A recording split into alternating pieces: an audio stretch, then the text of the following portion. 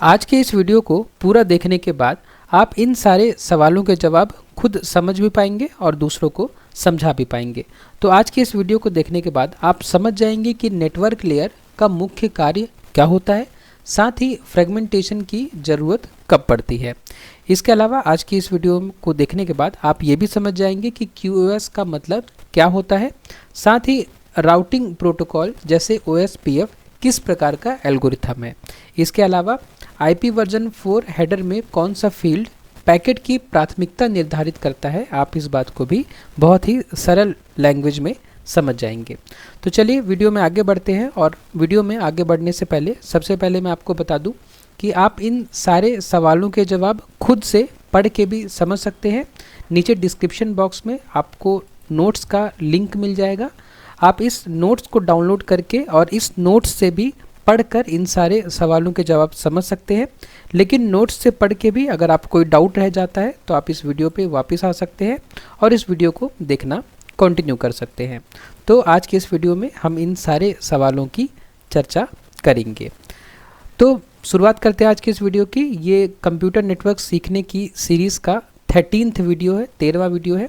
इसमें हम network layer के बारे में समझेंगे। हम नेटवर्क लेयर की फंक्शनैलिटीज़ और उसके डिज़ाइन इश्यूज़ के बारे में चर्चा करेंगे।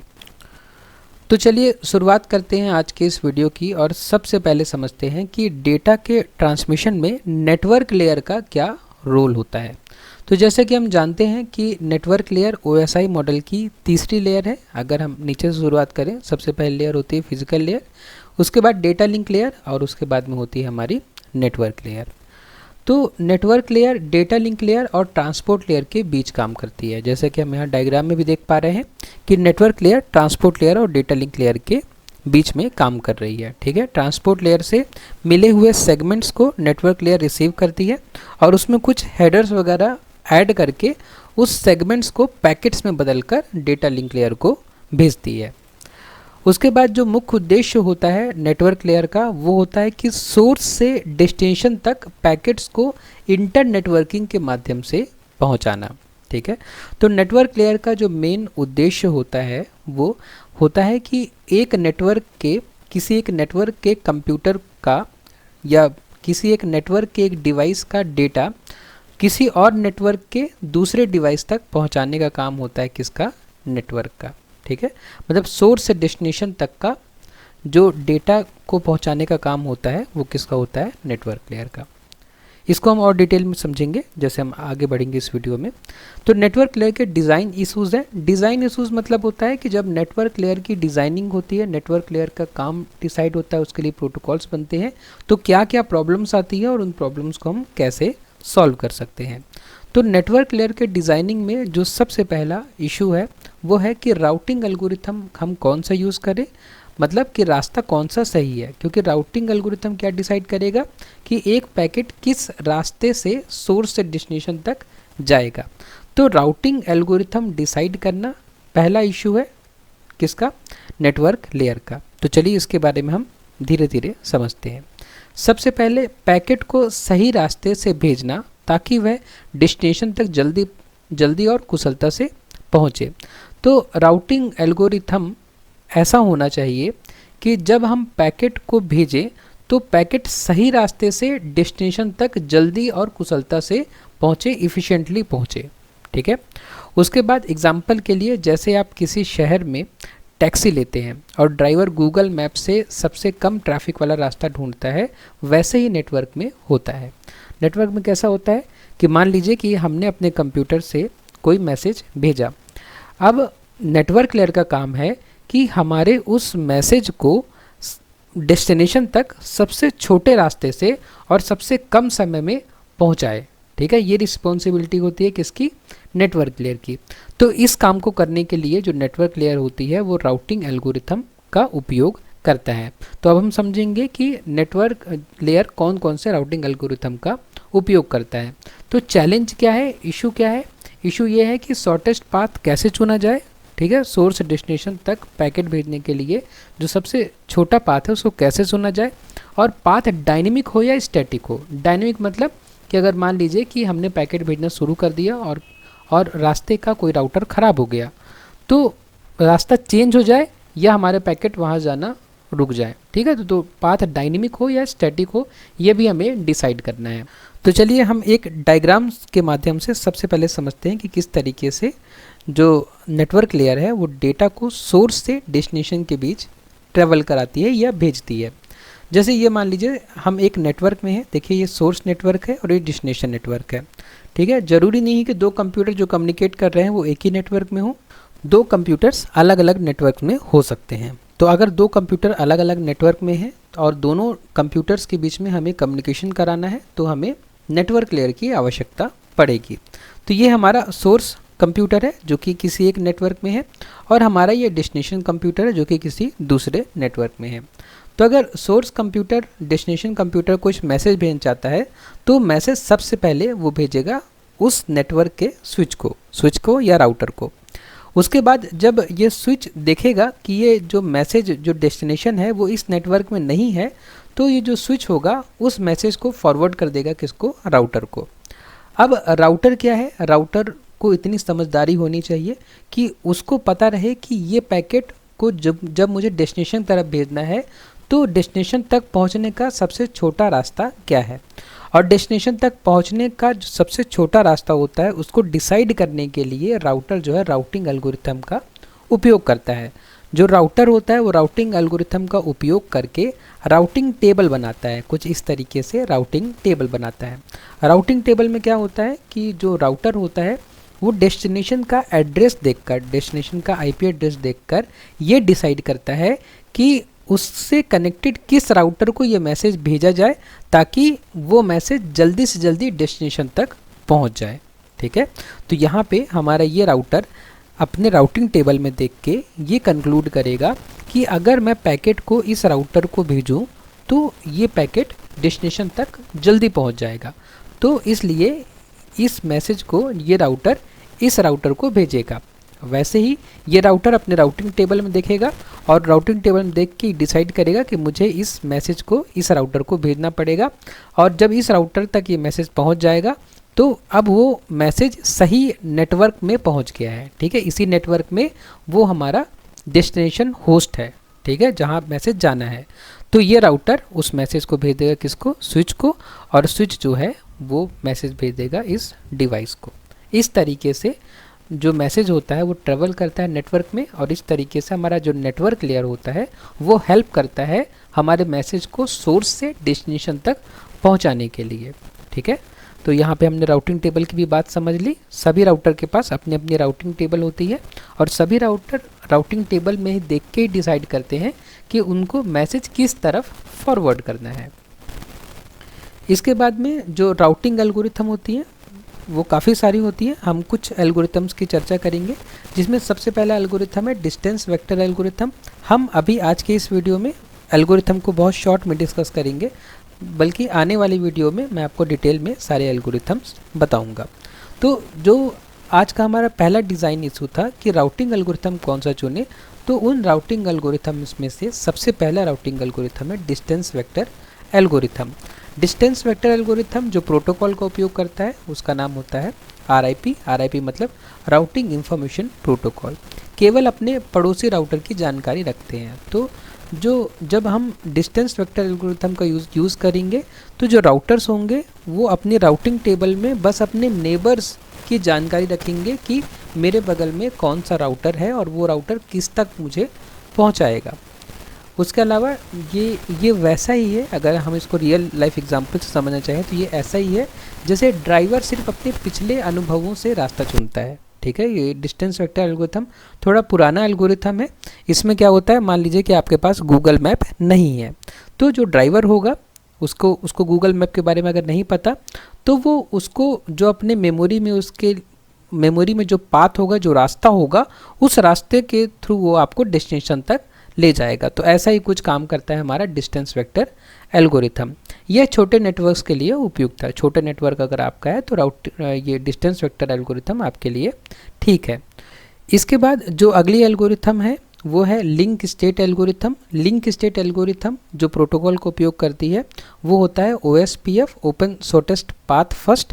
सभी राउटर पूरी नेटवर्क टोपोलॉजी जानते हैं। तो इसमें क्या होता है कि जो राउटर्स होते हैं उनकी राउटिंग टेबल में जो पूरी नेटवर्क टोपोलॉजी होती है उनकी इंफॉर्मेशन होती है। ठीक है, काफ़ी एडवांस होता है ये। जैसे ये ऐसा ही है जैसे कि ड्राइवर गूगल मैप से हर गली की जानकारी लेकर सबसे अच्छा रास्ता चुनता है। तो अगर जो ड्राइवर होगा गाड़ी का, अगर वो गूगल मैप उपयोग करता है तो अच्छे चांसेस हैं कि वो आपको सबसे शॉर्टेस्ट रास्ते से लेकर जाएगा डेस्टिनेशन तक। यह बड़े नेटवर्क्स के लिए उपयोग होता है। तो जो बड़े नेटवर्क्स होते हैं जिसमें आईएसपी इंक्लूडेड होते हैं, आईएसपी मतलब इंटरनेट सर्विस प्रोवाइडर, या उनका जो नेटवर्क होता है उनमें ये एल्गोरिथम उपयोग किया जाता है। ठीक है, ओएसपीएफ प्रोटोकॉल की हेल्प से हम लिंक स्टेट एल्गोरिथम का उपयोग करते हैं थोड़े बड़े नेटवर्क में। उसके बाद जो अगला एल्गोरिथम वो है path vector algorithm. Path vector algorithm में जो प्रोटोकॉल उपयोग होता है वो होता है बीजीपी। बीजीपी मतलब क्या होता है? Border gateway protocol. इंटरनेट पर अलग अलग नेटवर्क्स को जोड़ने का काम करता है। तो इंटरनेट में अलग अलग नेटवर्क्स होते हैं जिनको हम ऑटोनोमस नेटवर्क कहते हैं। ये ऑटोनोमस नेटवर्क जो होते हैं वो बड़े नेटवर्क होते हैं जो कि बड़े ज्योग्राफिक एरिया को कवर करते हैं। ठीक है, बहुत सारे छोटे छोटे नेटवर्क मिला के हम एक ऑटोनोमस सिस्टम बनाते हैं। तो उन नेटवर्क्स के बीच में कनेक्टिविटी प्रोवाइड करता है ये हमारा कौन? बीजीपी। ठीक है, ये पाथ वेक्टर एल्गोरिथम। ये वैसा ही है जैसे ड्राइवर अलग अलग शहरों के बीच सबसे सुरक्षित रास्ता चुनता है। तो अगर ड्राइवर को क्या करना है, अलग अलग शहर जाने, मतलब एक शहर के अंदर गाड़ी चला रहा है, वो डिफरेंट सिटीज़ को कवर करेगा। ठीक है, तो उसमें उसको इफ़िशिएंट रास्ता ढूंढना है डेस्टिनेशन तक जाने के लिए। ठीक है, तो जब हम बड़े एरिया की बात करते हैं तो हम बीजीपी प्रोटोकॉल का उपयोग करते हैं या पाथ वेक्टर एल्गोरिथम का उपयोग करते हैं। बहुत ही जटिल लेकिन इंटरनेट के बैकबोन के लिए अनिवार्य है कौन सा? पाथ वेक्टर एल्गोरिथम और बीजीपी प्रोटोकॉल। उसके बाद जो अगला इशू है, अगला डिज़ाइन इशू है, वो है कंजेशन कंट्रोल जब रोड पर ट्रैफिक जाम हो। कंजेशन कंट्रोल जैसे कि हमें नाम से समझ में आ रहा है, कंजेशन मतलब होता है भीड़ भाड़ या जाम। ठीक है, तो हमें कंजेशन को कंट्रोल करना है जब हमारा जो डेटा है वो नेटवर्क में निकले, तो ऐसा ना हो जाए कि बहुत सारे पैकेट्स आपस में ही एक ही रूट में आ जाए और वहाँ पे जाम लग जाए। ठीक है, तो ये नहीं होना चाहिए। इस बात की भी एश्योरिटी देता है कौन? Network layer. जब नेटवर्क में बहुत ज़्यादा ट्रैफिक हो जाता है तो डेटा पैकेट्स लेट हो सकते हैं या खो सकते हैं। ठीक है, इसी को हम कहते हैं कंजेशन। तो चैलेंज क्या है? नेटवर्क को ओवरलोड होने से कैसे बचाया जाए। तो नेटवर्क को ओवरलोड होने से हमें बचाना है। यही हमारा दूसरा इशू है जब हम नेटवर्क लेयर को डिज़ाइन करते हैं। इसका समाधान क्या है? इसका समाधान है कुछ 3-4 समाधान है, जिसमें से पहला है बफर। बफर मतलब क्या होता है? अस्थायी रूप से डेटा को रोक लेना।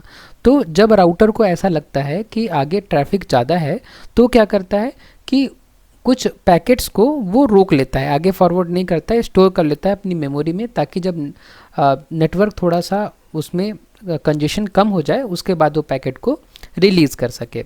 उसके अलावा जो दूसरा समाधान है वो है ट्रैफिक शेपिंग। सभी को धीरे धीरे पास करना। ट्रैफिक शेपिंग मतलब कैसा होता है? जैसे कि मान लीजिए कि आपके शहर में जाम लग गया तो क्या होता है, जो ट्रैफिक पुलिस होती है वो आती है और वो डायरेक्शन देती है सबको धीरे धीरे निकलने के लिए। तो वैसा ही कुछ होता है ट्रैफिक शेपिंग। उसमें जो राउटर होते हैं वो सब मिल के काम करते हैं और पैकेट्स को इस तरीके से रीरूट करते हैं ताकि जो कंजेशन है वो कम हो जाए। उसके बाद लोड बैलेंसिंग। लोड बैलेंसिंग मतलब कुछ गाड़ियों को एग्जांपल यहाँ लिखा हुआ है, लेकिन हम इसको डेटा के लिए भी समझ सकते हैं कि कुछ डेटा दूसरे रास्ते पर भेज देना। ठीक है, जैसे कि कोई रास्ते में जाम लगा है तो हम क्या करेंगे, दूसरे रास्ते से कोई बाकी डेटा को हम भेज देंगे, तो इसको हम कहते हैं लोड बैलेंसिंग। उसके बाद जो अगला तरीका है वो है एडमिशन कंट्रोल। एडमिशन कंट्रोल नाम से ही समझ में आ रहा है कि अगर नेटवर्क में पहले से ही कंजेशन है तो नए पैकेट्स को नेटवर्क के अंदर नहीं आने देना, उनको पहले ही ड्रॉप कर देना या सोर्स को बता देना कि अभी वैसे ही कंजेशन लगा हुआ है, please try after some time. ठीक है, इस तरीके से। तो ये कंजेशन जो हमारा सेकंड इशू है उसको सॉल्व करने के लिए ये कुछ तरीके हैं, इन तरीके से कंजेशन को कंट्रोल किया जा सकता है। उसके बाद में जो तीसरा इशू है नेटवर्क लेयर के डिज़ाइन में वो है फ्रेगमेंटेशन एंड रीअसेंबली, मतलब पैकेट को काटना और जोड़ना। तो जब एक डिवाइस से भेजा गया पैकेट किसी एक नेटवर्क से होकर गुजरता है, ठीक है, तो एक डिवाइस ने क्या किया, पैकेट भेजा और वो पैकेट किसी नेटवर्क से गुजर रहा है जिसकी MTU मतलब मैक्सिमम ट्रांसमिशन यूनिट छोटी है। तब उस पैकेट को छोटे छोटे टुकड़ों में फ्रेगमेंट करना पड़ता है। मान लीजिए कि सोर्स से एक पैकेट निकला, अब रास्ते में जो नेटवर्क है उसका जो MTU है, MTU मतलब मैक्सिमम ट्रांसमिशन यूनिट, मतलब कि इस रूट से मैक्सिमम इतना डेटा ही एक बार में ट्रेवल कराया जा सकता है। तो हमें क्या करना पड़ता है, पैकेट को और फर्दर छोटे पैकेट्स में डिवाइड करना पड़ता है। उसी को हम क्या कहते हैं, फ्रेगमेंटेशन कहते हैं। इसको अभी हम डायग्राम के साथ डिटेल में समझेंगे। फिर डेस्टिनेशन डिवाइस पर उन टुकड़ों को फिर से जोड़कर रीअसेंबल पूरा पैकेट बनता है। मतलब हम जब डेस्टिनेशन पे हमें सारे फ्रेगमेंट्स मिल जाते हैं, सारे पैकेट्स मिलते हैं, तो हम क्या करते हैं, वापस डेस्टिनेशन में उनको रीअसेंबल करते हैं और जो हमारा ओरिजिनल पैकेट था उसको बनाते हैं। तो चैलेंज क्या है, छोटे छोटे टुकड़ों को बाद में सही क्रम में जोड़ना। तो चैलेंज है कि जो आपने फ्रेगमेंटेशन कर दिया और जब रिसीवर के पास पूरा डेटा पहुंचेगा तो रिसीवर वापस सबको रीअसेंबल कर सके, ये बहुत बड़ा चैलेंज। अब चलिए इस बात को हम एक डायग्राम से समझते हैं। तो इस डायग्राम में जैसे आप देख सकते हैं कि यहाँ पे दो नेटवर्क्स हैं, ठीक है। यहाँ पे ये सोर्स डिवाइस है, यहाँ पे डेस्टिनेशन डिवाइस है। सोर्स डिवाइस ने एक पैकेट सेंड किया, वो पैकेट गया कहाँ पे, स्विच के पास में, और स्विच के पास से राउटर के पास में गया। इस राउटर ने देखा कि अगर मुझे इस पैकेट को इस रास्ते से भेजना है तो इस रास्ते का जो MTU है, मतलब जो मैक्सिमम ट्रांसमिशन यूनिट है, वो कम है। मतलब ये रास्ता इतना बड़ा पैकेट हैंडल नहीं कर पाएगा। तो ये राउटर क्या कर सकता है, इस पैकेट को फ्रेगमेंट कर सकता है, ठीक है, छोटे पैकेट्स में डिवाइड कर सकता है। तो उसने क्या किया कि इस बड़े पैकेट को दो छोटे पैकेट में बांट के इसने आगे फॉरवर्ड कर दिया। उसी तरीके से इस राउटर ने देखा कि जिस पाथ से, जिस रास्ते से मुझे भेजना है उसका MTU क्या इनसे बड़ा है, तो हाँ इनसे बड़ा है, तो उसने क्या कर दिया, इन दोनों पैकेट को ऐसे ही फॉरवर्ड कर दिया, ठीक है। अगर इस राउटर को पता चलता कि जो MTU है वो अभी और छोटा है तो फिर ये क्या करता, पैकेट्स को और फर्दर फ्रेगमेंट करता, ठीक है। तो राउटर ये रिस्पॉन्सिबिलिटी लेता है कि अगर पैकेट जो है उस रास्ते से नहीं जा सकता तो पैकेट को क्या करेगा, और छोटे फ्रेगमेंट्स में डिवाइड कर देगा। उसी तरीके से ये राउटर क्या करेगा, पैकेट को आगे फॉरवर्ड कर देगा, स्विच से होता हुआ ये पैकेट जाएगा कहाँ पे, डेस्टिनेशन डिवाइस में, और डेस्टिनेशन डिवाइस में जाके रीअसेंबल हो जाएगा, ठीक है। तो इस तरीके से फ्रेगमेंटेशन होता है, और फ्रेगमेंटेशन होने के बाद में पैकेट जो है डेस्टिनेशन तक पहुँचता है। उसके बाद में इसका समाधान क्या है कि जो हमें बार बार पैकेट को फ्रेगमेंट करना पड़ रहा है उससे क्या होता है कि रीअसेंबली बहुत मुश्किल हो जाती है।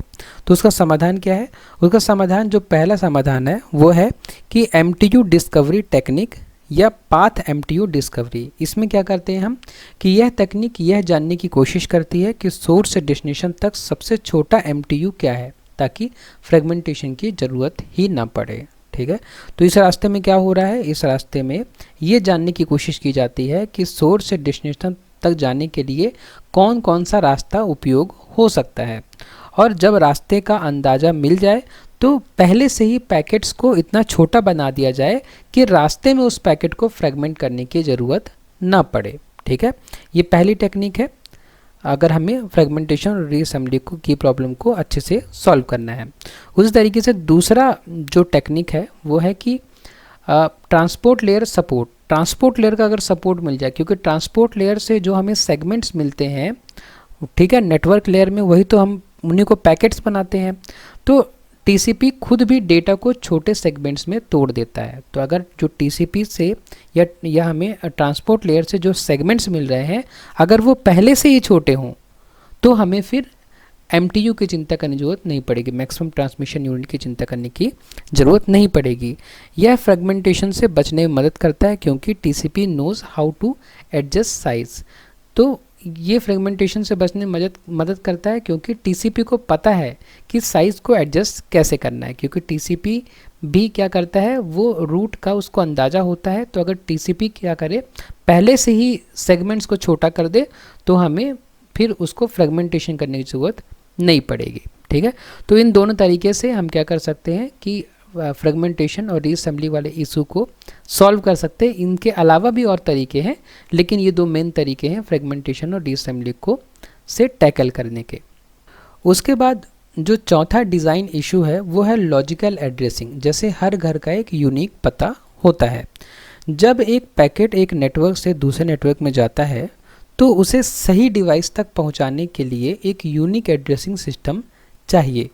मतलब जैसे हर घर का एक यूनिक पता होता है, वैसे ही जब हमें सोर्स से डेस्टिनेशन तक कोई पैकेट भेजना है तो हमें डेस्टिनेशन का कुछ एड्रेस तो पता होना चाहिए, कुछ एड्रेस, यूनिक एड्रेस होना चाहिए। तो उसी यूनिक एड्रेसिंग सिस्टम के लिए आईपी एड्रेस बनाया गया। अब चैलेंज ये है कि आईपी एड्रेस कैसे असाइन करें और आईपी एड्रेस स्टैटिक हो या डायनेमिक हो। ठीक है, तो लॉजिकल एड्रेसिंग मतलब क्या हुआ? लॉजिकल एड्रेसिंग मतलब कि जितने भी नेटवर्क में डिवाइसेस हैं सबको एक यूनिक एड्रेस असाइन किया जाए, और यूनिक एड्रेस जो असाइन कर रहे हैं उस एड्रेस को हम बोल रहे हैं आईपी एड्रेस। तो ये जो चौथा डिज़ाइन इशू है वो है कि लॉजिकल एड्रेसिंग कैसे की जाए। ठीक है, तो इसको हम एक डायग्राम समझ सकते हैं। जैसे कि हमारा ये सोर्स था, ये हमारा डेस्टिनेशन था।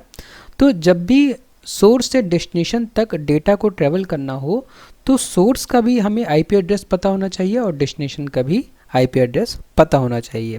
तो जो पैकेट जा रहा है उस पैकेट में सोर्स का आईपी एड्रेस प्लस डेस्टिनेशन का आईपी एड्रेस होगा, तभी ये राउटर्स और स्विच की मदद से वो पैकेट सही डेस्टिनेशन तक पहुंच पाएगा। ठीक है, ये जो आप डायग्राम में देख रहे हैं इसको हम आईपी एड्रेस कहते हैं। अब जो लॉजिकल एड्रेसिंग में जो समस्याएं हैं वो समस्याएं क्या क्या हो सकती हैं? पहली समस्या है कि एड्रेस कॉन्फ्लिक्ट हो सकता है। तो जब हम नेटवर्क में मौजूद सारी डिवाइसेस को आईपी एड्रेस देंगे तो ऐसा हो सकता है कि दो डिवाइसेस को सेम एड्रेस मिल जाए। तो इस समस्या को हमें ध्यान देना है कि दो डिवाइसेस को एक ही आईपी एड्रेस ना मिल जाए। उसके अलावा ग्लोबली यूनिक होना चाहिए, जो आईपी एड्रेस होना चाहिए वो ग्लोबली यूनिक होना चाहिए, वरना राउटिंग में कन्फ्यूज़न हो जाएगा। उसके अलावा मोबिलिटी होनी चाहिए कि जब डिवाइस नेटवर्क बदले, क्योंकि डिवाइस तो मोबाइल हो सकता है, लैपटॉप हो सकता है और इवन डेस्कटॉप भी एक लोकेशन से दूसरे लोकेशन में जा सकता है। तो मोबिलिटी होनी चाहिए कि मतलब जब डिवाइस एक नेटवर्क से दूसरे नेटवर्क में जाए तो आईपी एड्रेस बदलने में कोई समस्या ना आए। ठीक है, वहाँ भी उसका कम्युनिकेशन आराम से हो सके। उसके बाद जो अगली समस्या है लॉजिकल एड्रेसिंग में वो है मैनुअल कॉन्फ़िगरेशन में दिक्कत होती है। तो अगर आपके पास इतने सारे डिवाइसेस हैं और सबको आपको मैनुअली आईपी एड्रेस असाइन करना रहे तो बड़ी प्रॉब्लम वाली बात है। हर डिवाइस में आईपी मैनुअली डालना बहुत मुश्किल है। उसके बाद जो अगला डिज़ाइन इशू है वो है आईपी वर्जन 4 एग्जॉस्शन। इसमें क्या होता है कि आईपी वर्जन 4 लिमिटेड नंबर में है हमारे पास। ठीक है, तो उस समस्या को भी हमें दूर करना है, उस प्रॉब्लम को भी हमें सॉल्व करना है। उसके बाद जो अगली समस्या होगी लॉजिकल एड्रेसिंग में वो होगी एड्रेस रिजोल्यूशन प्रॉब्लम।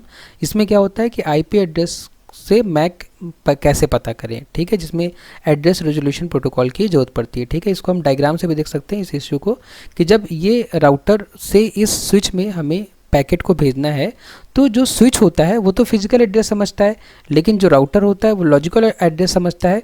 तो इस लॉजिकल एड्रेस को इस फिजिकल एड्रेस में कैसे कन्वर्ट करें, ठीक है, ये भी एक समस्या है। तो उसको सॉल्व करने के लिए हम एड्रेस रिजोल्यूशन प्रोटोकॉल का उपयोग करते हैं। तो लॉजिकल एड्रेसिंग को इम्प्लीमेंट करने में ये सारे इश्यूज़ का सामना करना पड़ता है।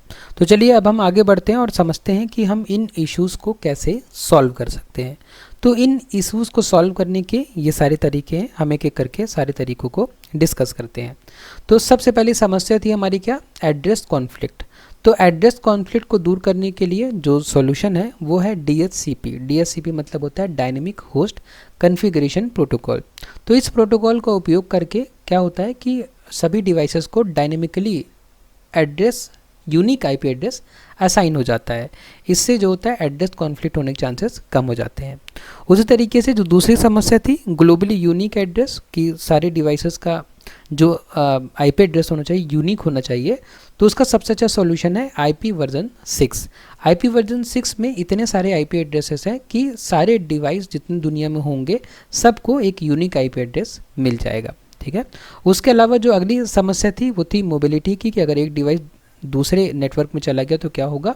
तो अगर एक डिवाइस दूसरे नेटवर्क में जाएगा तो जैसे कि हमने समझा DHCP और मोबाइल आईपी का यूज़ करके हम इस प्रॉब्लम को सॉल्व कर सकते हैं। उसके बाद में जो अगली समस्या थी कि मैनुअल कॉन्फ़िगरेशन करने में दिक्कत होगी, तो उसका सॉल्यूशन फिर से DHCP है। DHCP से क्या होगा, डायनेमिकली जो है मतलब आईपी एड्रेस असाइन हो जाएगा। ठीक है, उसके बाद में जो एक और समस्या थी कि आईपी वर्जन 4 में नंबर ऑफ़ आईपीज़ कम है, तो उसका सॉल्यूशन फिर से आईपी वर्जन 6 आप यूज़ करिए आईपी वर्जन 4 की जगह, क्योंकि आईपी वर्जन 4 में कम आईपी एड्रेस है और आईपी वर्जन 6 में बहुत ज़्यादा आईपी एड्रेस है, क्योंकि आईपी वर्जन 6 जो है 128 बिट एड्रेसिंग सिस्टम है, जो कि आईपी वर्जन 4 जिसका कि 32 बिट एड्रेसिंग सिस्टम है उससे बहुत ज़्यादा है। ठीक है, इसीलिए इसमें आईपी वर्जन 6 में बहुत सारे आईपी एड्रेस अवेलेबल हैं। उसके अलावा एक और तरीका है, अगर आप आईपी वर्जन 4 ही यूज़ कर रहे हैं तो आप नेट का यूज़ कर सकते हैं। नेट मतलब होता है नेटवर्क एड्रेस ट्रांसलेशन। इसमें क्या होता है कि आप एक पब्लिक आईपी एड्रेस का यूज़ करिए और अपने नेटवर्क के अंदर मल्टीपल या बहुत सारे प्राइवेट आईपी एड्रेस का यूज़ करके एक पब्लिक आईपी एड्रेस से बहुत सारे सिस्टम को चला सकते हैं।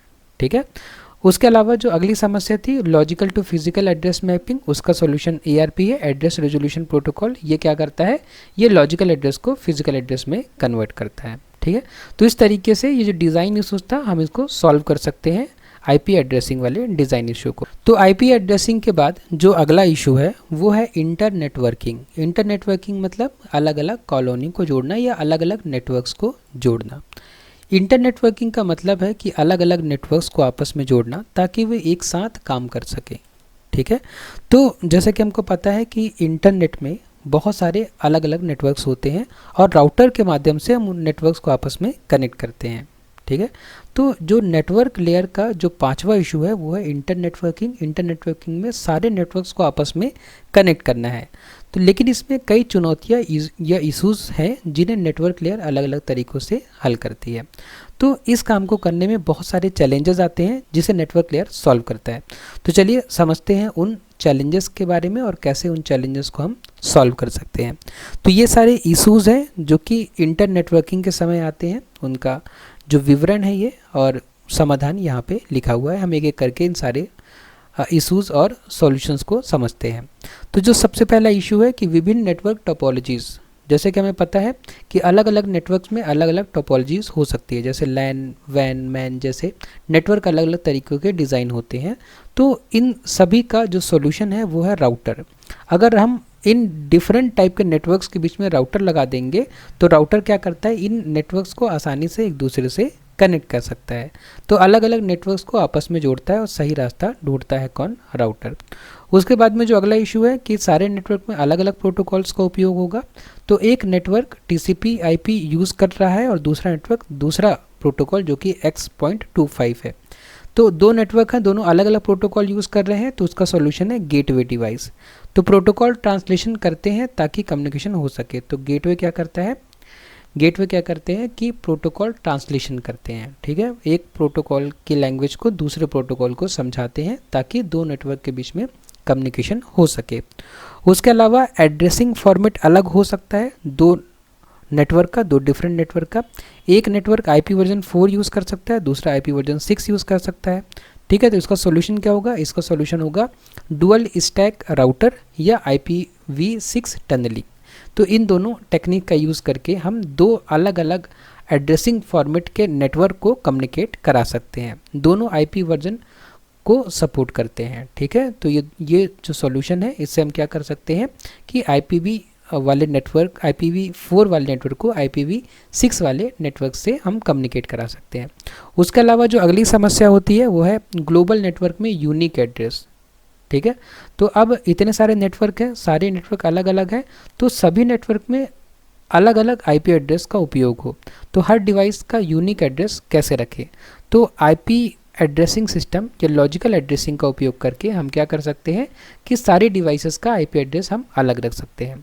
हर डिवाइस को ग्लोबली यूनिक पहचान देता है। ठीक है, तो हम IP एड्रेसिंग का उपयोग करके जो सारे नेटवर्क हैं उन नेटवर्क में डिवाइसेस को अलग अलग IP एड्रेस दे सकते हैं। उसके बाद में जो अगला इशू है इंटर नेटवर्किंग में वो है नेटवर्क परफॉर्मेंस और डेटा ट्रैफिक। एक नेटवर्क फास्ट है, दूसरा नेटवर्क स्लो है, डेटा कैसे भेजें। तो ऐसा हो सकता है कि डिफरेंट टाइप के नेटवर्क आपस में कनेक्टेड है, कोई नेटवर्क फास्ट है, कोई नेटवर्क स्लो है, तो उनके बीच डेटा अगर हमें सेंड करना है तो हमें QoS यानी कि क्वालिटी ऑफ सर्विस का यूज़ करना पड़ेगा और ट्रैफिक शेपिंग का यूज़ करना पड़ेगा। ठीक है, तो महत्वपूर्ण डेटा को प्रायोरिटी देता है। जब हम QoS का उपयोग करते हैं तो जो इम्पॉर्टेंट डेटा है उसको प्रायोरिटी मिलती है और इस तरीके से स्लो नेटवर्क भी जो होता है वो फास्ट नेटवर्क साथ कम्युनिकेट कर सकता है, क्योंकि इम्पॉर्टेंट डेटा को कभी नहीं रोका जाएगा नेटवर्क में। ठीक ठीक है। तो इस तरीके से ये सारे इश्यूज़ हैं और उन इश्यूज़ का ये सारे सॉल्यूशंस हैं। उसके बाद में जो अगला डिज़ाइन इशू है वो है QoS, ज़रूरी काम को प्राथमिकता देना। QoS मतलब होता है क्वालिटी ऑफ सर्विस से जुड़े इश्यूज़ नेटवर्क में बहुत महत्वपूर्ण होते हैं, खासकर जब हम video call, online gaming, live streaming जैसे सर्विसेज का इस्तेमाल करते हैं, तब ये QoS बहुत इंपॉर्टेंट होता है, क्वालिटी ऑफ सर्विस। क्योंकि जब हम वीडियो कॉल कर रहे हैं, ऑनलाइन गेमिंग खेल रहे हैं या लाइव स्ट्रीमिंग कर रहे हैं, तो उस टाइम हम क्वालिटी के साथ कॉम्प्रोमाइज़ नहीं कर सकते। तो इस प्रॉब्लम को सॉल्व करने के लिए जो हमारा IP हेडर होता है, IP हेडर मतलब कि जो नेटवर्क लेयर में जो पैकेट होता है उसका जो हेडर होता है उसकी इंफॉर्मेशन की हम बात कर रहे हैं। तो IP हेडर में जो TOS फील्ड होती है, TOS फील्ड मतलब टाइप ऑफ सर्विस फील्ड, उसको हम सेट करके इस इशू को कुछ हद तक फिक्स कर सकते हैं, ठीक है। जैसे video calling, online gaming, live streaming होती है तो ये हाई प्रायोरिटी वाले काम है, मतलब इसमें हम क्वालिटी के साथ कॉम्प्रोमाइज़ नहीं कर सकते। तो अगर इस तरह के सर्विसेज के पैकेट इंटरनेट में ट्रेवल हो रहे हैं तो क्या किया जाता है कि जो IP हेडर होता है उसके TOS फील्ड में एक पर्टिकुलर वैल्यू सेट कर दी जाती है। इससे राउटर को पता चलता है कि ये सारे हाई प्रायोरिटी वाले काम हैं, तो इनको पहले सर्विस देनी है। इस तरीके से जो क्वालिटी होती है वो ज़रूरी सर्विसेज की अच्छी रह सकती है, ठीक है। तो इस तरीके से एक जो इशू था हमारा क्वालिटी ऑफ सर्विस की, कुछ ऐसी सर्विसेज होती हैं जिसमें हमें क्वालिटी की नीड होती है, तो उस इशू को भी इस तरीके से हम सॉल्व कर सकते हैं। तो ये सारे इश्यूज थे जो जब हम नेटवर्क लेयर डिज़ाइन करते हैं। अब हम समझते हैं कि नेटवर्क लेयर के मुख्य कार्य क्या हैं। तो इन इश्यूज को समझने के बाद अब नेटवर्क लेयर के जो मुख्य फंक्शंस हैं उनको समझना बहुत आसान हो जाएगा। तो नेटवर्क लेयर राउटिंग करता है, जैसे कि हमने समझा कि डेटा को सबसे बेहतर रास्ते से भेजता है। उसके अलावा लॉजिकल एड्रेसिंग करता है कौन? Network layer. IP एड्रेस के जरिए डिवाइस को पहचानता है। साथ ही पैकेट फॉरवर्डिंग करता है। राउटर क्या करता है, उसको जो पैकेट मिला उसको, उस पैकेट को वो अगले राउटर को फॉरवर्ड करता है, भेजता है आगे। उसके अलावा फ्रेगमेंटेशन करता है कौन? Network layer. बड़े पैकेट को छोटे पैकेट्स में डिवाइड करता है।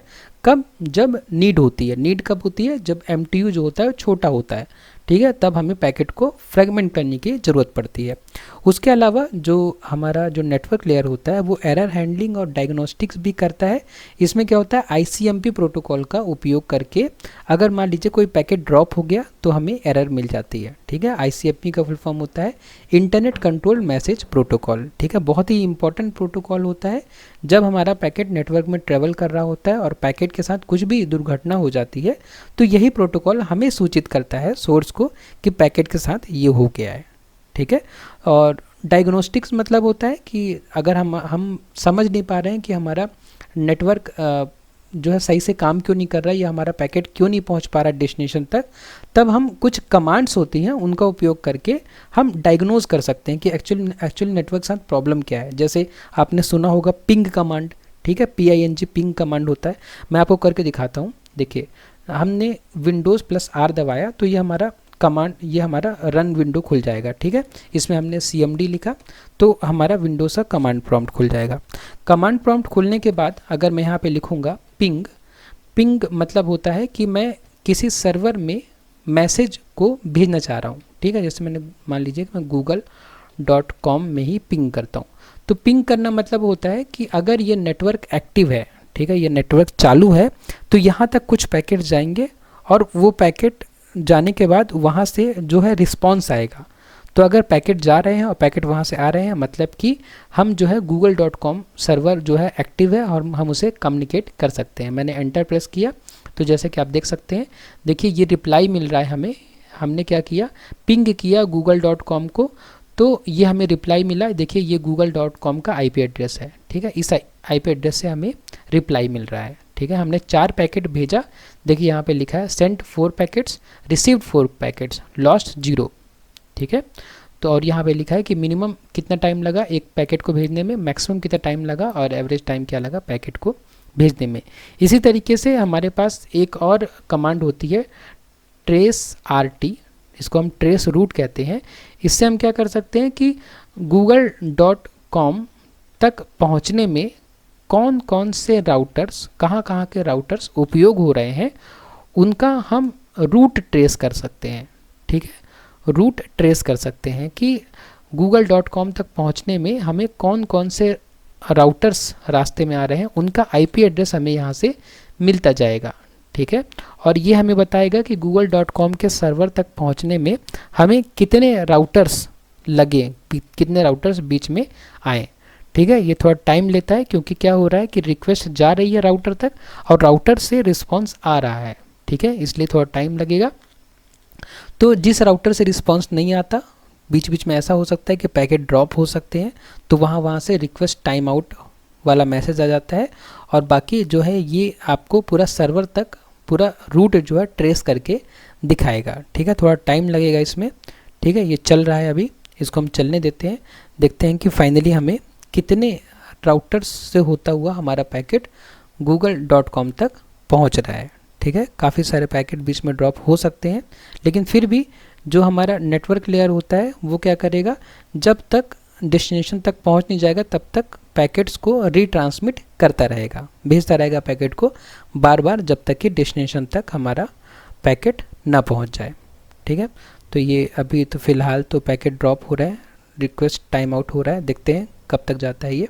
यहाँ पे ट्रेस तो कंप्लीट हो गया है, लेकिन बहुत सारे पैकेट बीच में ड्रॉप हुए हैं, उनका मतलब हमें रूट नहीं मिल पाया है, इसलिए मैं एक बार और ट्रेस करता हूँ और देखता हूँ कि इस बार क्या होता है। उसके बाद मैं आपको रिज़ल्ट दिखाता हूँ दूसरे बार ट्रेस करने में क्या हो रहा है। ठीक है, पहली बार में क्या प्रॉब्लम हो रही है कि जा तो रहा है लेकिन वहाँ से हमारे पास जो पैकेट है वो वापस नहीं आ रहा है। ठीक है, इसलिए मैंने दोबारा रन किया और देखते हैं कि इस बार क्या होता है।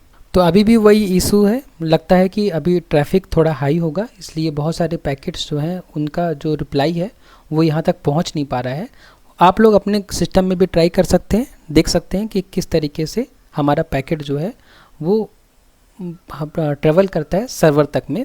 ठीक है, फ़िलहाल क्या हो रहा है, वैसा हो ये रहा होगा कि जैसे ही वहाँ से राउटर से जो रिप्लाई आ रहा है, हो सकता है कि हैवी ट्रैफिक की वजह से वो रिप्लाई हम तक ना पहुँच पा रहा हो।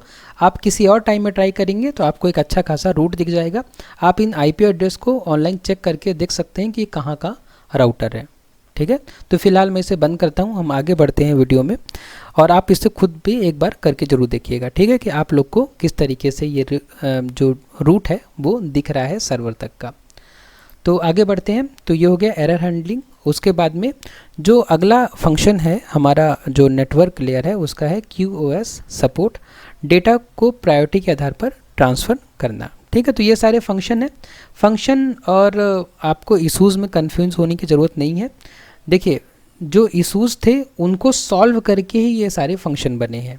ठीक है, जब नेटवर्क लेयर की हम बात करते हैं तो कुछ इश्यूज़ आते हैं, उन इश्यूज़ को सॉल्व किया, इसीलिए ये सारे नेटवर्क लेयर की फंक्शनैलिटी बन गए। ठीक है, तो फंक्शनैलिटी और इश्यूज़ लगभग सेम होंगे, तो उसमें बहुत कंफ्यूज होने की ज़रूरत नहीं है। तो अब हम आज की इस वीडियो को कंक्लूड कर सकते हैं। आज के इस वीडियो में हमने समझा कि नेटवर्क लेयर पैकेट रूटिंग और लॉजिकल एड्रेसिंग के लिए जिम्मेदार है। ठीक है, नेटवर्क लेयर क्या करता है, पैकेट को रूट करता है और लॉजिकल एड्रेसिंग करता है। इसके अलावा रूटिंग, कंजेशन कंट्रोल, फ्रेगमेंटेशन मुख्य डिज़ाइन इशूज़ है। ठीक है जी, डिज़ाइन इशूज़ तो काफ़ी सारे थे, हमने कुछ की चर्चा भी की है और हमने ये भी देखा है कि क्या क्या फंक्शंस होते हैं नेटवर्क लेयर के। उसके बाद में समय हो गया छोटे से क्विज़ का। इस क्विज़ में आपको उन सारे सवालों के जवाब मिलेंगे जो मैंने आपको वीडियो की शुरुआत में पूछे थे। आप लोगों से रिक्वेस्ट रहेगी कि इन सारे सवालों के जवाब आप खुद देने की कोशिश करिए, क्योंकि हमने वीडियो में चर्चा करी है इन सारे सवालों के जवाबों की। तो जो सबसे पहला जो क्वेश्चन है आज के हमारे क्विज़ का वो है नेटवर्क लेयर का मुख्य कार्य क्या है, जो कि हमने वीडियो की शुरुआत में पूछा भी था। आप लोगों से रिक्वेस्ट है कि आप लोग वीडियो पॉज करके आंसर मुझे कमेंट बॉक्स में बताइए। तो इस पहले क्वेश्चन का जो सही आंसर है वो है ऑप्शन नंबर बी, कि जो नेटवर्क लेयर का मुख्य कार्य होता है वो है पैकेट को सोर्स से डेस्टिनेशन तक राउट करना। ठीक है, जैसे कि हमने समझा था कि नेटवर्क लेयर सोर्स से डेस्टिनेशन तक पैकेट को भेजता है। उसके बाद में जो दूसरा क्वेश्चन है वो है फ्रेगमेंटेशन की ज़रूरत कब पड़ती है। ठीक है, तो आप मुझे जवाब बताइए कमेंट बॉक्स में कि फ्रेगमेंटेशन की ज़रूरत कब पड़ती है। तो फ्रेगमेंटेशन की ज़रूरत हमें पड़ती है जब पैकेट का साइज़ नेटवर्क MTU से बड़ा होता है। ठीक है, पैकेट्स का जो साइज़ है नेटवर्क MTU से अगर बड़ा होता है तब हमें क्या ज़रूरत पड़ती है, फ्रेगमेंट करने की ज़रूरत पड़ती है। ठीक है, इसको हम ऐसा भी कह सकते हैं कि नेटवर्क का MTU पैकेट से छोटा है तो भी हमें फ्रेगमेंट करने की ज़रूरत पड़ती है। ठीक है, आप MTU को अगर नहीं समझ में आए, आप लोग कन्फ्यूज़ हो MTU से, तो आप उसको बैंडविड्थ भी कह सकते हैं। ठीक है, बैंडविड्थ। ठीक है, कि जितना बड़ा पैकेट हमें भेजना है, बैंडविड्थ अगर कम है तो हमें क्या करना पड़ेगा, पैकेट को फर्दर फ्रेगमेंट करना पड़ेगा, छोटा बनाना पड़ेगा। तो आप इस तरीके से भी समझ सकते हैं। उसके बाद में जो क्वेश्चन नंबर 3 है वो है QoS का मतलब क्या होता है। अभी हमने समझा QoS का मतलब होता है क्वालिटी ऑफ सर्विस। ठीक है, क्वालिटी ऑफ सर्विस, जो हाई क्वालिटी सर्विस है उनको हम प्रायोरिटी देते हैं नेटवर्क में। ओके, उसके बाद जो अगला क्वेश्चन है वो है कि रूटिंग प्रोटोकॉल OSPF किस प्रकार का एल्गोरिथम है। तो ये थोड़ा मुश्किल हो सकता है आप लोग को याद रखना। इसका पहला ऑप्शन है डिस्टेंस वेक्टर, दूसरा है लिंक स्टेट, तीसरा है पाथ वेक्टर और चौथा है हाइब्रिड। तो इसका सही आंसर है लिंक स्टेट। ठीक है, रूटिंग प्रोटोकॉल OSPF जो है लिंक स्टेट एल्गोरिथम में काम करता है। उसके बाद में क्वेश्चन नंबर 5 है कि IP हेडर में कौन सा फील्ड पैकेट की प्राथमिकता निर्धारित करता है।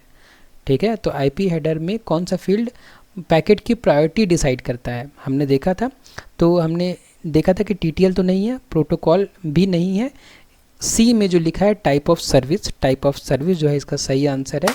हमने समझा था कि IPv4 हेडर में एक फील्ड होती है जिसको हम TOS या टाइप ऑफ सर्विस कहते हैं। उसमें हम हाई प्रायोरिटी सर्विस के लिए कुछ नंबर्स लिख सकते हैं कि ये जो सर्विस है, ये जो सर्विस का पैकेट है ये हाई क्वालिटी सर्विस है, ये हाई प्रायोरिटी की सर्विस है, इसको आप पहले जाने दीजिए। ठीक है, तो टाइप ऑफ सर्विस जो फील्ड होती है उसमें हम सेट कर सकते हैं प्राथमिकता। ठीक है, किसी पैकेट की। तो ये थे 5 क्वेश्चन। आप लोगों से रिक्वेस्ट है कि आप लोगों ने 5 में से जितने भी क्वेश्चन सही बताए हैं अपने मन में ही, तो आप मुझे कमेंट बॉक्स में बताइए कि आपने 5 में से कितने क्वेश्चन सही बताए। उसके बाद में मैं आपको एक और फिर बता दूं कि आप इस टॉपिक के कंप्लीट नोट्स को नीचे डिस्क्रिप्शन बॉक्स में जो लिंक दिया है उसे डाउनलोड कर सकते हैं। उसके बाद में अगर आपको वीडियो पसंद आए तो वीडियो को लाइक करें, शेयर करें अपने फ्रेंड्स के साथ में और सब्सक्राइब करें। चैनल को, अपने वीडियो को लास्ट तक देखा उसके लिए बहुत बहुत धन्यवाद।